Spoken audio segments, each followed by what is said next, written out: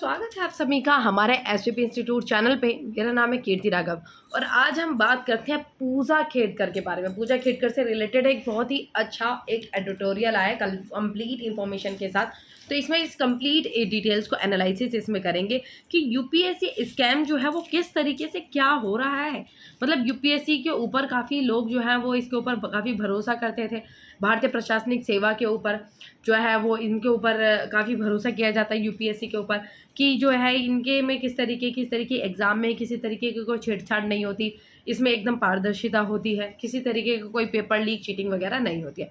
लेकिन अभी जैसे हमने पूजा खेडकर के बाद और काफ़ी ऐसे और भी आईएएस ऑफिसर जो है वो निकल कर आए जिनके द्वारा अलग तरीके से और जो फेक है सर्टिफिकेट्स बनवा कर उनका यूज़ करके उन फेक सर्टिफिकेट को इस्तेमाल करके सीट जो है वो पाई गई है। तो इस तरीके से कैसे जो है वो चीज़ें की जा सकती है। और जबकि यह देखा गया है कि आईएएस में 4 बार परीक्षा में टॉप कर चुके विकलांग युवक को अभी तक नियुक्ति नहीं मिली है और लेकिन फर्जीवाड़े से पूजा नियुक्ति भी पा लेती है। मतलब ये है कि जो व्यक्ति जो रियली में विकलांग है उसको नियुक्ति तक नहीं मिली और जबकि वो आईएएस में 4 बार परीक्षा में टॉप भी कर चुका है, लेकिन किसी व्यक्ति के द्वारा फर्जीवाड़ा मतलब फेक सर्टिफिकेट बनाकर पीडब्ल्यूडी कैंडिडेट्स का विकलांगता का उसके द्वारा इस नियुक्तियों को पा लिया जाता है। और ऐसे ही नीट नेट और अन्य काफ़ी तरीके की ऐसी परीक्षाएं हैं जिसमें विकलांग व्यक्तियों की उन बच्चों की सीटों को उन व्यक्तियों को दिया गया जिनके द्वारा फिर अभी चीज़ें सामने आई हैं। तो ऐसा यह भी दावा किया गया है कि यूपीएससी जो है और अपने संवैधानिक जनादेश का कड़ाई से पालन करता है और सभी परीक्षाएं सहित अपनी सभी प्रक्रियाओं को बिना किसी समझौते के उच्चतम परिश्रम के साथ संचालित करता है। लेकिन पूजा खेडकर के बाद लोगों का विश्वास जो है वो यूपीएससी की एग्जाम पर में से भी वहाँ के परीक्षा के प्रोसेस से भी हट चुका है। लोगों के मन में काफ़ी क्वेश्चन जो है वो जग उठे कि एक्चुअली यूपीएससी से तो ये उम्मीद नहीं थी, लेकिन यूपीएससी में इस तरीके की चीज़ें भी देखी गई हैं। और पिछले कुछ दिनों में देखा जाए तो प्रक्षु आईएएस पूजा खेडकर और उनका पूरा परिवार अखबारों को हेडलाइंस जो है वो बटोर रहा है और एक के बाद एक खुलासे हो रहे हैं। मतलब काफ़ी अलग अलग तरीके के खुलासे, काफ़ी अलग अलग तरीके की जानकारियाँ जो हैं वो निकल कर आ रही है। माना कि अगर ये कहा जा सकता है कि लाल बत्ती वाली लाइट है, ये लाल बत्ती वाली गाड़ी और इस तरीके की सब चीज़ें, ये एग्ज़ाम, ये पोस्ट लोगों को अट्रैक्ट जो है वो कर देती है और काफ़ी जीवन में बदलाव लाती है इस एग्ज़ाम के बाद और जब इसमें सिलेक्शन हो जाता है। लेकिन गलत तरीके से किसी बच्चे की दूसरे बच्चे की सीटों को लेकर एक कोई विकलांग पर्सन है उसके फेक सर्टिफिकेट को यूज़ करके फेक सर्टिफिकेट बनवाकर अगर आप सीट लेते हो तो ये किस तरीके से एक आईएएस ऑफिसर का किस तरीके से मतलब बनना, ये अच्छी बात नहीं है। ओके, तो अब हम आगे बात करते हैं। जिस तरीके से कहा गया कि पूजा खेडकर ने फर्जीवाड़े की हदें पार कर दी गई और दबंग माँ और भ्रष्टाचार पर घिरे पिता की जो है वो कहानियाँ भी सामने आ रही हैं और आईएएस में 4 बार परीक्षा में टॉप कर चुके विकलांग युवक को अभी तक नियुक्ति नहीं मिली और इनको किस तरीके से मिल गई।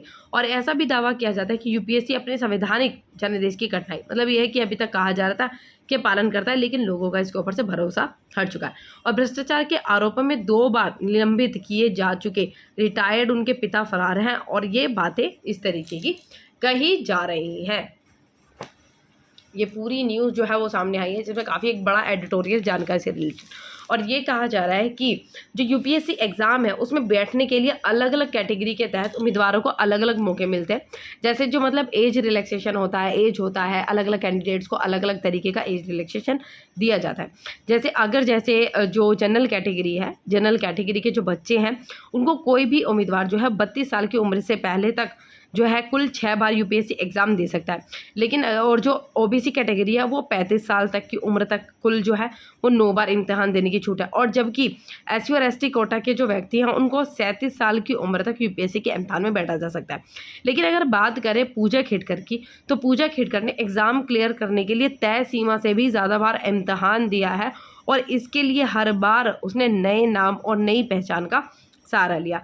तो जब किसी भी तरीके के फॉर्म को भरते हैं तो हमारा कोई नाम मिलता है, आईडी मिलती है तो वो तुरंत दिखा देता है कि ऑलरेडी एग्जिस्टेड। लेकिन इनके द्वारा अटेम्प्ट से ज़्यादा बार एग्ज़ाम दिए गए और उसके बाद हर बार नए नाम और नई पहचान के साथ जो है वो फॉर्म जो है वो फिलअप किया गया, इन्फॉर्मेशन दी गई। और यहाँ तक कि इम्तिहान में बैठने के लिए भी अपने माँ बाप का नाम तक बदल डाला, लेकिन यह धोखाधड़ी भी कुछ भी नहीं है, मतलब इससे भी और भी ज़्यादा। और असली फर्जवाड़ा तो कुछ और यह, दरअसल पूजा ने साल 2022 में यूपीएससी के एग्ज़ाम क्लियर किया था और ऑल इंडिया रैंक जो उनकी मिली थी वो थी 841, और वो इम्तिहान में ओबीसी नॉन क्रीमी लेयर के कोटे से बैठी थी और साथ ही दिव्यांगता के कोटे से आई थी। और यह देखा जाए कि 841 रैंक के बावजूद उन्हें आईएएस की कैटेगरी में रखा गया। कैसे? मतलब 841 रैंक होने के बाद वो एक आईएएस बन गए, और उसके बाद ओबीसी की कैटेगरी, वो भी ओबीसी नॉन क्रीमी लेयर की कैटेगरी का फेक सर्टिफिकेट बनवाया, और पीडब्ल्यूडी का फेक सर्टिफिकेट है। जो रियली में अगर देखा जाए तो जो रियली में जो एक विकलांग पर्सन है वो इतनी मेहनत के बाद, इतनी कड़ी परिश्रम के बाद जब एग्ज़ाम में उनका सिलेक्शन हो भी जाता है तो उसके बाद भी उनके काफ़ी सारे जो है वो मतलब चेकअप्स किए जाते हैं कि वो रियली में विकलांग है नहीं है। उनके सर्टिफिकेट्स को बार बार चेक किया जाता है कि उनके सर्टिफिकेट जो उन्होंने सबमिट किया है वो सही में अथॉरिटीज़ के द्वारा इशू किया गया है या नहीं किया गया है। उन लोगों को काफ़ी चक्कर लगवाए गए जाते हैं। लेकिन एक पर्सन जो विकलांग नहीं है और उनके द्वारा एक सर्टिफिकेट बनवाया गया, तो उनके सर्टिफिकेट को क्या चेक नहीं किया गया था? जबकि एक नॉर्मल जो विकलांग पर्सन होता है, कोई एक विकलांग व्यक्ति है, पीडब्ल्यूडी कैंडिडेट्स है, जब वो एग्ज़ाम में सिलेक्शन हो जाता है तो अथॉरिटीज़ के द्वारा उसको टेक्स्ट जो है वो किया जाता है कि वो रियल में चेकअप्स किए जाते हैं, उनको काउंसलिंग वगैरह के लिए बुलाया जाता है, और मतलब टेस्ट वगैरह उनके किए जाते हैं कि ये सही में विकलांग है, सर्टिफिकेट जो है वो ओरिजिनल है या नहीं है। फिर उनके द्वारा अपने सर्टिफिकेट जो है वो इशू किया जाता है, जिसके द्वारा सिलेक्शन होता है। लेकिन उनको इस तरीके से नहीं बुलाया गया था, फिर उनका चेकअप नहीं हुआ था कि विकलांगता देखने के बाद। तो यही चीज़ें इसमें बताई गई हैं कि ट्रेनिंग शुरू होते ही पूजा खेड़कर ने जो जलवा दिखाया और उनको लेकर ब्यूरोक्रेसी में तूफान अड़ गया। मतलब जब वो यूपीएससी में उसका सिलेक्शन हुआ और जैसे ही मतलब वहाँ पे वो पोस्ट पे पहुँची तो उनके द्वारा काफ़ी अलग अलग तरीके की डिमांड जो है वो की गई, जिसकी वजह से लोग परेशान हो गए।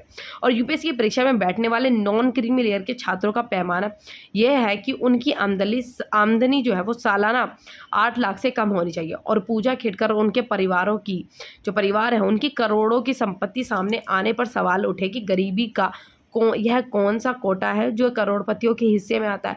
मतलब जब उन्होंने ओबीसी नॉन क्रीमी लेयर का सर्टिफिकेट बनवाया तो करोड़ों की संपत्ति उनके पास है, तो भाई ये सवाल उठा है कि गरीबी का कौन सा ऐसा कोटा है जो करोड़पतियों के हिस्से में आता है।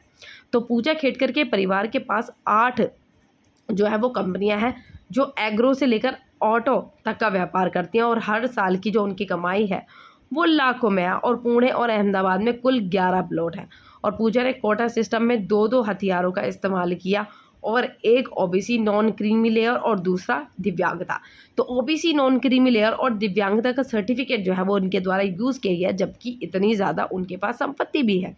तो लिखित परीक्षा और इंटरव्यू में मिलाकर पूजा को जितने नंबर मिले, अगर जो है वो जनरल कैटेगरी के किसी स्टूडेंट के तो